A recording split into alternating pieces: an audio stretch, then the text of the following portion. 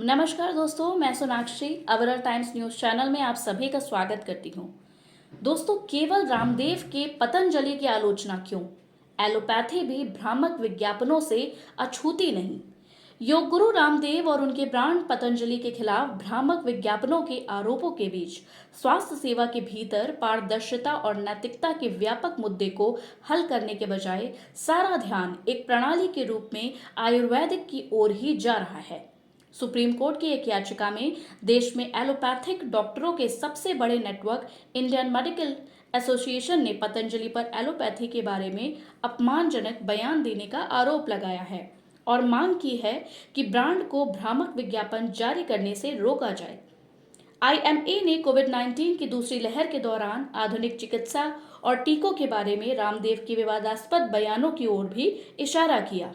इस संबंध में फरवरी में अदालत ने पतंजलि को भ्रामक विज्ञापन दिखाने के लिए आपत्ति दर्ज की, खासकर तब जब उसने नवंबर 2023 में आश्वासन दिया था कि वह ऐसा नहीं करेगा। फिर अप्रैल में अदालत ने रामदेव और पतंजलि के प्रबंध निदेशक आचार्य बालकृष्ण की माफी को इस आधार पर खारिज कर दिया कि यह अनिच्छा से मांगी गई थी।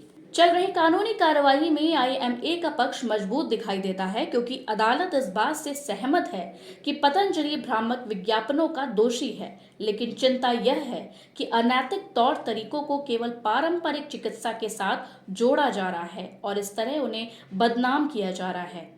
आज एलोपैथी चिकित्सा पद्धति पूरी दुनिया में हावी है। इसके बाद कुछ हद तक होम्योपैथी जैसे वैकल्पिक उपचारों का प्रयोग किया जाता है, लेकिन यह समझना होगा कि एलोपैथिक और आयुर्वेदिक की तुलना में बहुत नई चिकित्सा प्रणाली है। आयुर्वेद न केवल विभिन्न बीमारियों के इलाज के लिए जानकारी प्रदान करता है, बल्कि स्वस्थ जीवन जीने और बीमारियों को रोकने के लिए विशेष ज्ञान भी प्रदान करता है। भारतीय चिकित्सा पद्धति, खासकर आयुर्वेद का रोग होने के बाद इलाज करने से ज्यादा रोग को होने से रोकने के तौर तरीकों को अपनाने का ज्यादा रहा है।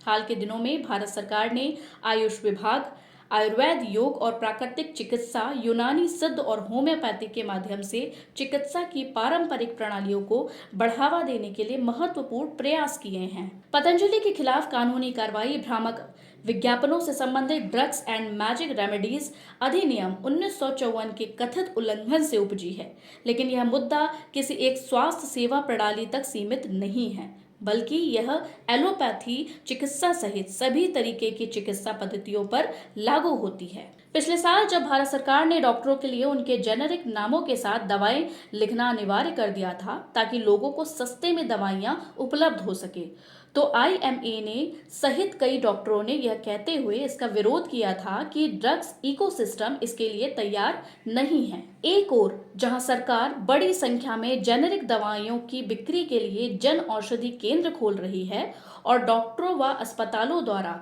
एथिकल प्रैक्टिस के नियमों को सख्त करने की कोशिश कर रही है, वहीं दूसरी ओर आईएमए और उसके सदस्य फार्मा कंपनियों द्वारा आयोजित सम्मेलनों में भाग लेने जैसे अपने लाभों को छोड़ने के लिए तैयार नहीं हैं। ऐसे में एलोपैथी डॉक्टरों और उनके संगठनों द्वारा नैतिकता की बात हास्यास्पद लगती है। सर्वविदित है कि कोविड के दौरान तथाकथित साक्ष्य आधारित चिकित्सा पद्धति एलोपैथी भी अप्रभावी साबित हो रही थी। शुरुआत में डब्ल्यूएचओ समेत हर कोई अंधेरे में था। सभी दवाएं केवल परीक्षण और त्रुटि के आधार पर दी जा रही थीं और कई का स्पष्ट तौर पर कोई लाभ नहीं दिख रहा था। ऐसी स्थिति में कई भारतीयों ने काढ़ा पर भरोसा किया।